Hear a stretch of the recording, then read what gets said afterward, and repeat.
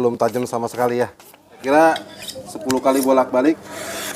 Saguru saelmu ulah saling ngaganggu, mendingan ka dieu urangnya raratu, ti kaler ti kidul ti barat jeung ti timur, urang Banten kabeh kudu akur. Assalamualaikum. Sedikit tutorial untuk kasus kebanyakan di dapur ya. Ini pisau dapur biasa, masih kondisi sangat belum tajam sama sekali ya, atau disebutnya tumpul ya. Jadi kita asah dengan metode paling cepat menggunakan sharpening merek Jianfeng. Ini rekomendasi karena harganya terjangkau ya, cukup kira-kira 10 kali lah ya, 10 kali gesekan.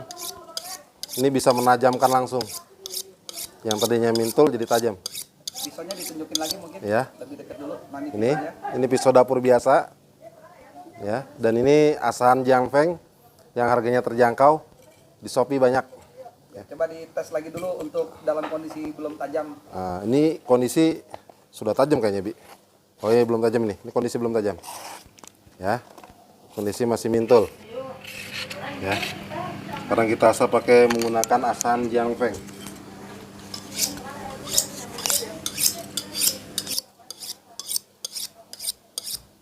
Sampai kedengaran suara gregesnya. Jadi kalau suaranya sudah rada nyaring, insya Allah sudah tajam.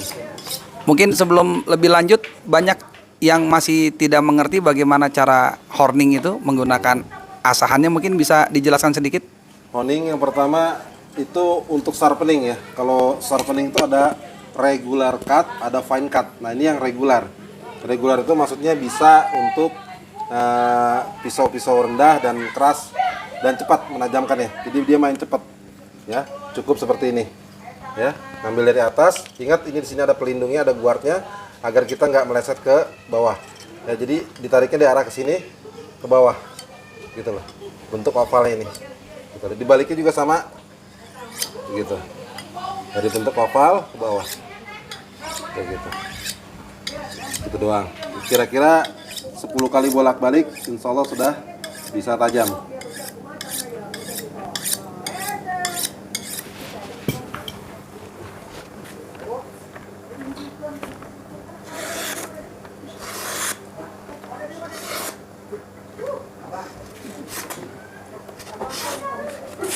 Ya.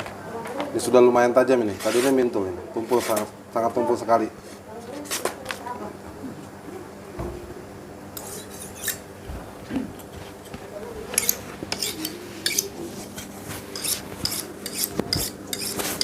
Ini untuk pisau kelas dapur lah ya, di dapur. Sekarang kita gunakan pisau kelas medium dari baja high carbon. Ini contohnya, ini baja high carbon. Ya, sama kita menggunakan Jianfeng Kondisi sharpening. pisaunya sudah Kondisi- tajam atau masih belum tajam? Ya, itu sudah hilang ketajaman. 1 kali atau 2 kali itu bisa menghilangkan ketajaman. Ya, sama seperti tadi caranya. Ya, bolak-balik.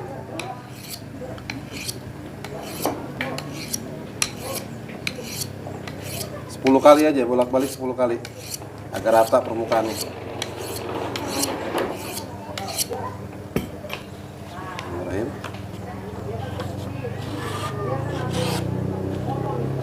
Masih tersendat sedikit, kurang sharpening.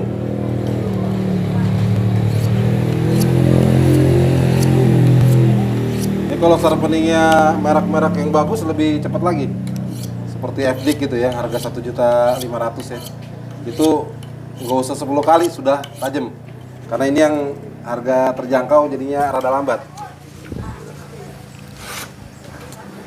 Tapi walau terjangkau tetap efektif Ya, ya? tetap efektif, sangat.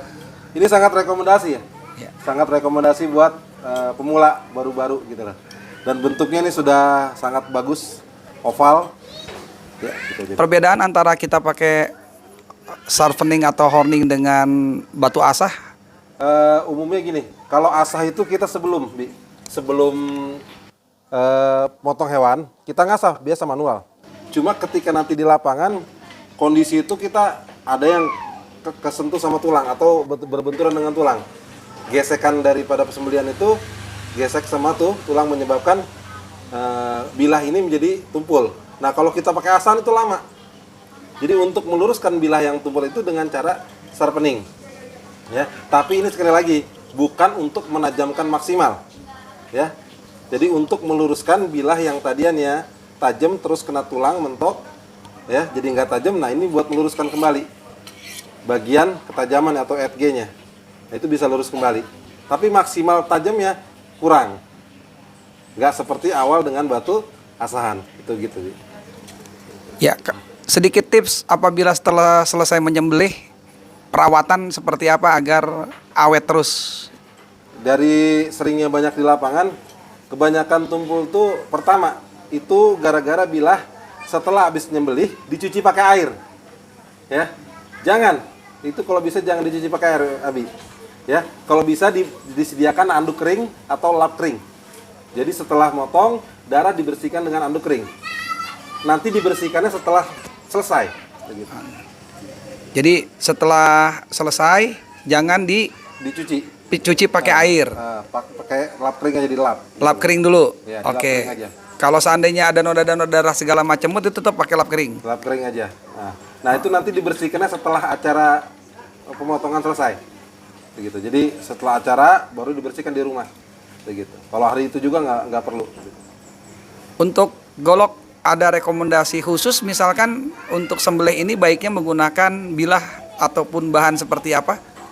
Kalau bicara standar nasionalis Indonesia itu maksudnya sekarang itu rata-rata food grade ya. Pertama harus ketahanan karat yang bisa dijaga. Jadi bilah itu tahan karat, bukan anti karat. Nggak ada yang anti karat, itu nggak ada semuanya. Jadi semuanya itu bisa berkarat. Cuma bedanya waktunya. Nah ini disebutnya tahan karat. High carbon ini jenis-jenis baja yang bisa berkarat tapi tahan terhadap karat yang cepat gitu, atau korosi karatnya nggak cepat gitu. Nah untuk model ada yang suka model klasik, ada yang suka model modern. Itu kan bagaimana stylenya dia aja gitu, style daripada yang biasa motongnya. Rekomendasi ketajaman, apakah ini perlu tajam dengan halus atau perlu tajam dengan kasar atau gimana itu? Ya, jadi sebagian teman-teman kita di Juleha itu ada yang suka metode asah halus, ya, sangat halus, bahkan bisa sampai ke tisu segala gitu ya. Ada sebagian dari teman-teman kita menggunakan asah kasar, ya. Dua-duanya nggak salah, dua-duanya punya aliran masing-masing dalam mengasah, ya. Maksudnya ketika kita pakai sharpening, ini jatuhnya udah bukan halus lagi, Abi. Ini sudah jadi kasar, ya. Ketika kita pakai sharpening ini udah bukan lagi halus, bukan lagi asahan dasar pertama kita. Jadi sudah berubah, gitu. Jadi mempercepat proses gitu loh dengan tarikannya gitu kalau kasar. Atau yang halus itu biar lebih soft aja. Jadi daya tariknya itu ketika sembelih itu lebih cepat gitu loh. Jadi tidak ada yang nyangkut. Jadi gitu, Di. Kedua-duanya artinya silakan masing-masing punya mana yang lebih disukai ya. Betul. Silakan tinggal milih gitu loh. Terima kasih. Kiranya itu aja. Assalamualaikum warahmatullahi wabarakatuh.